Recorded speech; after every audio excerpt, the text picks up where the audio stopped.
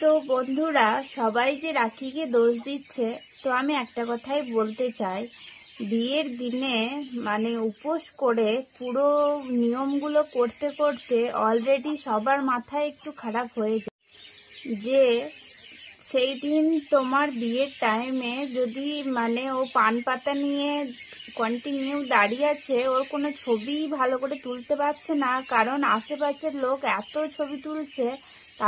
তো তার জন্যই কিন্তু ও হচ্ছে যে ওই কথাটা বলেছিল যে প্লিজ তোমরা একটু বন্ধ করো, কারণ ওই নিয়মটা তারা করতেই দিচ্ছে না, সবাই ফোন নিয়ে চলে এসেছিল, তার জন্যই ওর কিন্তু মাথাটা। তো সবাই ওকে বলছে যে ও নায়িকা নাকি, বাবা এত নেকা এত স্টাইল, এগুলো বলার কোনো মানেই হয় না, ঠিক আছে?